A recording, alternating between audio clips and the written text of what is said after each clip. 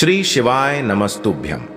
हर हर महादेव। दोस्तों, आप सभी लोग जानते हैं कि 12 अगस्त 2024 यानी सोमवार को पड़ रही है श्रावण मास की अष्टमी तिथि, जो बहुत ही खास है। और दोस्तों, ये वो अष्टमी है जो कि श्रावण महीने में सोमवार को पड़ रही है। दोस्तों, इसी दिन किया जाने वाला पंडित जी द्वारा बताया गया एक लाल फूल और एक सफेद फूल वाला उपाय आप लोगों को जरूर करना चाहिए, क्योंकि दोस्तों ये एक ऐसा उपाय है जो कि हर दिन नहीं किया जाता। श्रावण महीने में जो अष्टमी आती है उसी दिन किया जाता है। अगर आप लोगों ने इस उपाय को नहीं किया है या किसी कारणवश नहीं कर पाए हो तो इस सोमवार अष्टमी के दिन इस उपाय से मत चूकना। दोस्तों देखिए, ये दिन इतना खास होता है, इतना महत्वपूर्ण होता है। देखा गया है कभी कभी बड़े बड़े पूजा पाठ अनुष्ठान से जो मनोकामना पूर्ण नहीं होती है, वह श्रावण अष्टमी के दिन एक छोटे से उपाय करने से ही आपकी मनोकामना पूर्ण हो जाती है। और बहुत सारे लोगों ने इस उपाय को किया भी है और उनको इस उपाय को करने का फल भी जरूर मिला है। अगर आप लोग भी इस उपाय को इस अष्टमी के दिन करना चाहते हैं तो आप इस उपाय को पहले अच्छे से समझ लेना, सुन लेना, उसके बाद करना। आपको इस उपाय का फल जरूर मिलेगा, आपकी सभी मनोकामनाएं पूरी हो जाएंगी। दोस्तों, हम आपको यहां पर बता दें कि यह जो एक लाल फूल और एक सफेद फूल वाला उपाय है, ये उपाय पंडित जी ने अपनी अब भी की सीहोर की कथा में ही बताया है। और इस उपाय को करने से आपके घर में चाहे किसी भी प्रकार की दुख और समस्या क्यों ना चल रही हो, आपको उसका कारण भी नहीं पता है कि भाई ये समस्या किस कारण से चल रही है, उसका कुछ भी कारण हो सकता है। जैसे पितृदोष हो सकता है, काल सर्प दोष हो सकता है, या किसी भी तरह का मंगल दोष भी हो सकता है। और भी बहुत तरह के दोष होते हैं, कुछ भी हो सकता है। पर आपको इस उपाय को करने के लिए अपने दोष को पता लगाने की भी जरूरत नहीं है। आपके घर में किस कारण से इतनी दुख और परेशानी आ रही है, वह भी आपको पता लगाने की जरूरत नहीं है। बस सोमवार अष्टमी के दिन इस उपाय को कर लेना, क्योंकि इसी एकमात्र उपाय को करने से आपके पूरे घर परिवार में सुख और शांति हो जाएगी। आपके घर में अच्छे अच्छे काम होने लगेंगे। आपकी जो भी मनोकामना होगी वह भी धीरे धीरे करके पूर्ण होना शुरू हो जाएंगी। अब हम समझते हैं इस एक लाल फूल और एक सफेद फूल वाले उपाय को आपको करना कैसे है, किसको करना है, किस समय करना है और कैसे करना है। देखो, उपाय बिल्कुल आसान है, बस समझने वाली बात है। ध्यान से समझिए, उसके बाद ही आप लोग जो है इस उपाय को जरूर कीजिएगा। सबसे पहली चीज हम लोग ये समझते हैं कि इस एक लाल फूल और एक सफेद फूल वाले उपाय को इस आने वाली सोमवार अष्टमी के दिन किसको करना है। तो देखिए, इस उपाय को घर के सभी सदस्यों को करने की बिल्कुल भी जरूरत नहीं है। घर में से कोई एक मुख्य बड़ा सदस्य ही इस उपाय को करेगा तो उस घर परिवार के सभी सदस्यों को इस उपाय को करने का फल मिल जाएगा। पर वो बड़ा सदस्य कौन होगा, कौन व्यक्ति इस उपाय को करेगा, तो यहाँ पर देखिए, हम आपको बता दें, घर की जो बड़ी माताएं बहनें होंगी, घर की बड़ी माताओं बहनों में से कोई भी एक माता बहन इस वाले उपाय को कर सकती है। अपने पूरे घर परिवार के लिए घर में सभी सदस्यों को इस उपाय को करने की जरूरत नहीं है। मात्र घर की जो बड़ी माताएं बहनें हैं, उनमें से कोई भी एक माता बहन इस वाले उपाय को करेगी तो उसके घर परिवार के पूरे सदस्यों को इस उपाय का फल मिलेगा। अगर किसी कारणवश माताएं बहनें घर में उपस्थित ना हो या वो इस उपाय को ना कर रही हो, कुछ दिक्कत हो, तो भाई उस जगह पर फिर घर का कोई बड़ा व्यक्ति भी इस उपाय को कर सकता है। माताओं बहनों के कहने का मतलब ये था कि माताएं बहनें घर की लक्ष्मी होती है। जब घर की लक्ष्मी कोई उपाय करती है तो निश्चित ही भगवान शिव जी बहुत जल्दी प्रसन्न होते हैं और उपाय का फल में बहुत जल्दी और बहुत बड़ा करके भी यहाँ पर देते हैं। तो आप लोग ये बात समझ गए होंगे। अब हम ये बात समझते हैं, इस वाले उपाय को हमें करना किस समय है। एक लाल फूल और एक सफेद फूल वाले उपाय को हमें सोमवार के दिन करना किस समय है। तो देखिए, इस उपाय को करने का जो समय है, सुबह का समय भी है और शाम का समय भी है। अब देखिए, यहाँ पर हम मुख्य रूप से सुबह का समय नहीं बोलेंगे, क्योंकि देखिए, ये जो काल अष्टमी तिथि है और आप सभी लोग जानते हैं अष्टमी के का प्रदोष काल का मतलब शाम का जो समय होता है ना, इस दिन भगवान शिव जी का सबसे प्रिय दिन होता है। तो आप लोग इस एक लाल फूल एक सफेद फूल वाले उपाय को सुबह के समय भी कर सकते हो और शाम के समय प्रदोष काल में भी कर सकते हो। सुबह के समय अगर कर रहे हो तो 10 या फिर 11 बजे तक भी अगर उपाय करोगे तो भी आपको उपाय का फल मिलेगा। वही अगर शाम के समय कर रहे हो तो इस दिन जरूर शाम के समय का ध्यान रखना कि शाम के 6 बजे से लेकर 7 बजे के बीच में अगर आप इस उपाय को कर सकते हो तो बिल्कुल कर लेना, पूरी कोशिश करना। पर अगर किसी कारणवश इस समय के बीच में न कर पाओ तो रात 8 बजे तक भी अगर आप उपाय को करोगे तो आपको उपाय का फल जरूर मिलेगा। ये बात आपको समझ आ गई कि आप इस उपाय को सुबह और शाम दोनों समय कर सकते हो। मतलब करना आपको एक ही समय है, घर में से किसी एक ही बड़े व्यक्ति को करना है, पर एक ही बार इस उपाय को करना है, दोनों समय नहीं करना है। आपको जो समय अच्छा लगे आप उस समय पर इस वाले उपाय को कर सकते हैं। तो चलिए जानते हैं इन विशेष उपायों के बारे में। लेकिन उससे पहले जो भी मेरे भाई मेरी प्यारी बहनें आज चैनल पर पहली बार आए हैं या मेरी आवाज आज पहली बार सुन रहे हैं, अगर आप भी महादेव के सच्चे भक्त हैं तो वीडियो को लाइक और चैनल को सब्सक्राइब जरूर कर लें और कमेंट बॉक्स में लिखे हर हर महादेव, ओम नमः शिवाय। देखो, अब सबसे महत्वपूर्ण बात आती है कि इस उपाय को हमें करना किस लिए है। जैसा कि हमने अभी आपसे बोला कि इस उपाय को करने के बाद आपके जीवन में बहुत सारी खुशियां आएंगी, आपकी मनोकामनाएं पूर्ण होंगी, आपकी धन की समस्या दूर होगी, आपकी पैसों की समस्या दूर होगी। अब देखिए, अगर आप लोग सोच रहे हो कि भाई हमें अपना घर बनाना है पर घर बनाने के लिए पैसा नहीं है, हमें गाड़ी लेना है पर गाड़ी लेने के लिए पैसा नहीं है, हमें जमीन लेना है पर जमीन लेने के लिए पैसों की कमी पड़ी डीडीएच रही है। अगर ऐसी ही दिक्कत, परेशानी या किसी भी तरह की धन से जुड़ी हुई समस्या या पैसों से जुड़ी हुई समस्या अगर आपके जीवन में चल रही है तो यह उपाय निश्चित ही आपके जीवन में बहुत सारे फल लाकर दे सकता है। इसीलिए अगर आपके घर में बहुत ज्यादा दिक्कत, समस्या, परेशानी चल रही है, धन से जुड़ी हुई, पैसों से जुड़ी हुई, धन की बहुत ज्यादा कमी आ रही है, पैसों की बिल्कुल आवक नहीं हो रही है, तो भाई आप लोगों को इस वाले उपाय को जरूर करना चाहिए, घर में से किसी एक भी बड़े व्यक्ति को। अब इस उपाय में करना क्या है, वो सबसे पहले हम लोग जान लेते हैं उपाय की सामग्री। हम लोग सबसे पहले जानते हैं कि इस उपाय में किस किस चीज की आवश्यकता पड़ेगी। तो देखिए, उपाय का नाम तो एक लाल फूल और एक सफेद फूल वाला उपाय है, पर इस उपाय में कुल मिलाकर 4 सामग्री हमें लगने वाली है, जो कि पंडित जी ने खुद सीहोर वाली कथा में बताया है। और जो हम आपको उपाय बताते हैं वो पंडित जी द्वारा बताए गए होते हैं, अलग से हम कुछ भी नहीं बताते हैं। तो यहाँ पर हम लोग समझते हैं कि इस उपाय की सामग्री क्या है। तो देखो, उपाय की जो सामग्री है वो 4 सामग्री है, जिसमें से सबसे पहली सामग्री है एक बेलपत्र। देखो, बेलपत्र क्या होती है? बेलपत्र जो शिव की शिवलिंग पर चढ़ती है। दूसरी चीज है एक शमी पत्र, शमी पत्र, वो जो शिवलिंग पर ही चढ़ता है। तीसरी चीज है दोस्तों एक लाल फूल, जो उपाय का नाम है। तो एक यहां पर आपको लाल फूल लेना है। अब ये लाल फूल कौन सा लेना है? देखो, शिवलिंग के ऊपर जो लाल फूल चढ़ता हो उनमें से कोई भी एक लाल फूल पसंद कर लेना और वो कहीं से तोड़कर या कहीं से खरीद कर लेकर आना और उस लाल फूल को उपाय में प्रयोग कर लेना। उसके बाद में एक सफेद फूल का विशेष रूप से ध्यान रखना।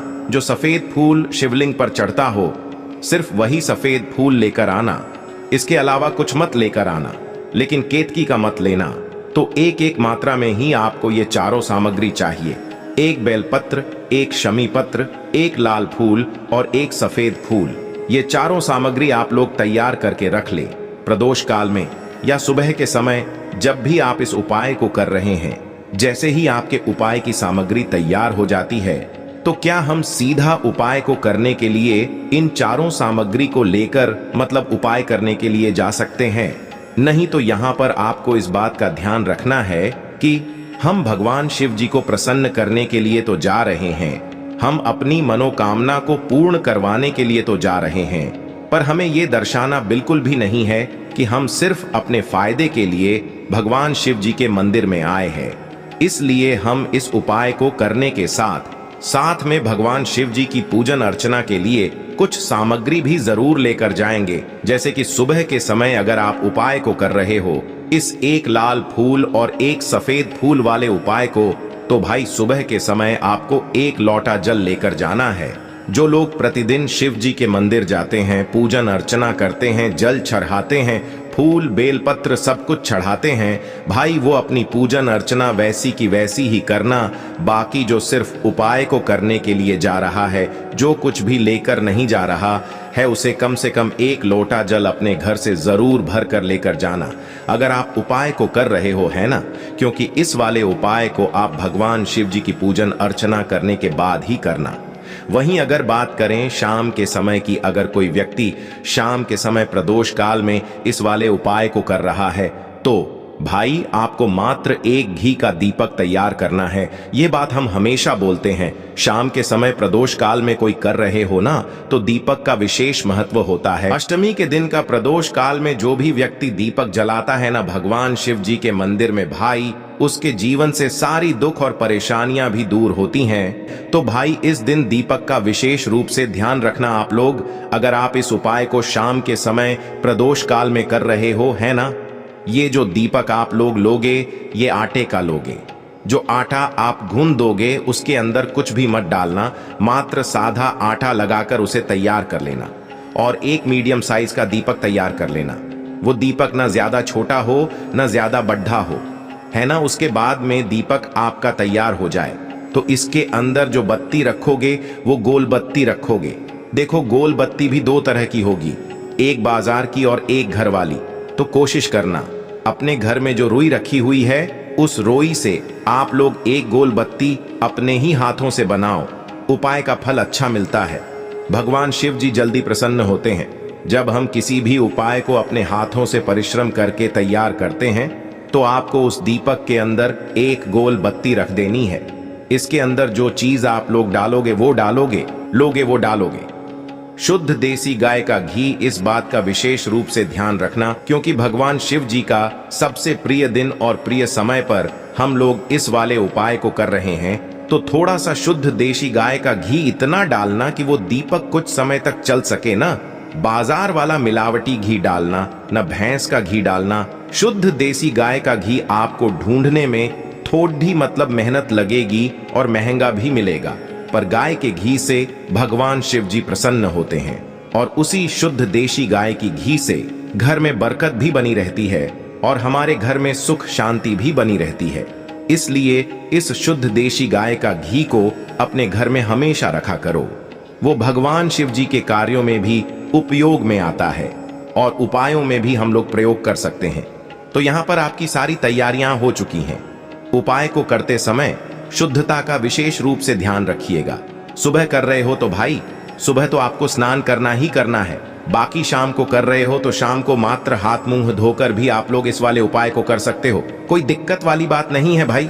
उपाय की पूरी सामग्री तैयार करके और पूजन सामग्री लेकर आपको भगवान शिव जी के मंदिर पहुंचना है, जो आपके घर के पास में हो, जहां पर शिवलिंग विराजित हो, शिवालय हो, वहां पर आप लोगों को पहुंचना है। और जैसे ही आप भगवान शिव जी के मंदिर में पहुंचते हो, वहां जाकर ही उपाय शुरू नहीं करना है। पहले आपको भगवान शिव जी की पूजन अर्चना करना है। पूजन अर्चना कैसे करोगे? सुबह के समय गए हो तो 1 लोटा जल वगैरह जो भी पूजन सामग्री लेकर गए हो, उससे पहले पूजन सामग्री आप लोग मतलब पूजन भगवान शिव जी की कर लो। जो व्यक्ति सिर्फ 1 लोटा जल लेकर गए हैं, वो शिव जी की शिवलिंग पर मात्र 1 लोटा जल एक धारा से धीरे धीरे करके चढ़ा लो, है ना। अपनी पूजन अर्चना आप लोग जो हैं पूरी कर लो पहले।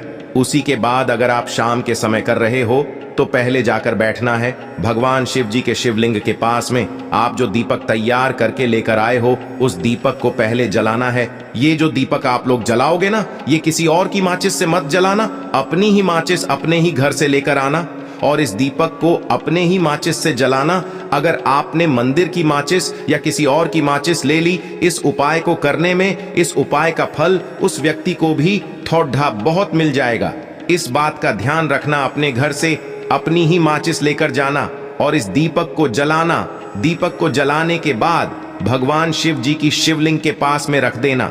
शिवलिंग के इतना पास में मत रखना कि भगवान शिव जी को आंच लगे। थोड़ी सी दूरी बनाकर ही जो है इस दीपक को शिवलिंग के पास में आप लोग रख दीजिएगा।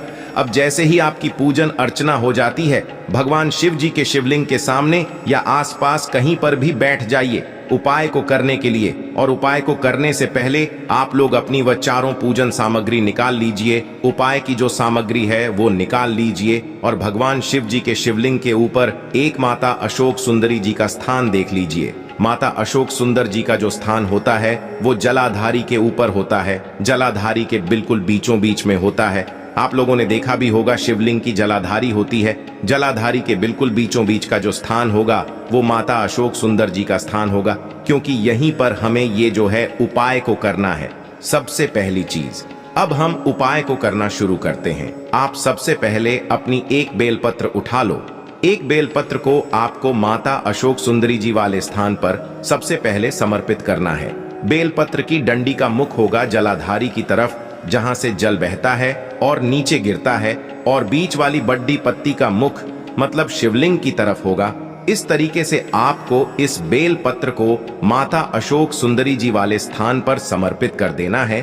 उसके बाद में अपनी एक शमी पत्र उठा लो जो आप उपाय के लिए लेकर आए हुए हो।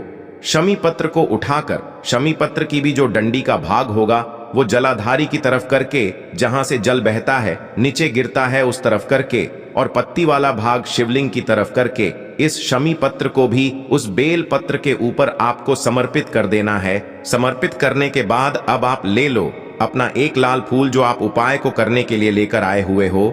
इस लाल फूल का जो खिला हुआ भाग होगा, चाहे वो गुलाब का फूल हो, चाहे कोई सा फूल जो शिवलिंग पर चढ़ता हो, भाई उस फूल का जो खिला हुआ भाग होगा वो शिवलिंग की तरफ होगा। बाकी जो पीछे का भाग होगा फूल का वो जलाधारी की तरफ, जहां से जल बहता है नीचे गिरता है उस तरफ होगा। और आखिरी में आपका जो एक सफेद फूल बचा हुआ है, इस सफेद फूल को भी आपको लेना है, और सफेद फूल का जो खिला हुआ भाग होगा वो शिवलिंग की तरफ होगा, जहां पर शिवलिंग रखा हुआ है उस तरफ होगा, और डंडी का भाग जलाधारी के पीछे की तरफ हो जाएगा। मतलब जो जहां से जल बहता है और नीचे गिरता है, जब आप लोग एक बेलपत्र, एक शमी पत्र और एक लाल फूल, एक सफेद फूल चढ़ा रहे हो, तो उस समय आप लोगों को कांता भगवान या कांता चक्र का नाम लेते हुए ही जो है इस उपाय को करना है, और भगवान शिव जी और नारायण जी का स्मरण करते हुए ही इस उपाय को आपको करना है। तो जब भी आप एक बेल पत्र, एक शमी पत्र, एक लाल फूल और एक कमी हो रही है, जो भी दुख और समस्या परेशानी चल रही हो, आपको अपनी वह दुख और परेशानी जो है भगवान शिव जी से उपाय को पूरा करने के बाद वहीं पर पास में बैठकर बोल देना है। हाथ जोड़ के आंखें बंद करके अपनी परेशानी और श्री शिवाय नमस्तुभ्यम का जाप करना है। दोस्तों, आज हमने इस वीडियो में कुछ उपाय बताए हैं जो आपको करने हैं। अगर आपको वीडियो अच्छी लगी हो तो वीडियो को 1 लाइक और चैनल को सब्सक्राइब जरूर करें। हर हर महादेव।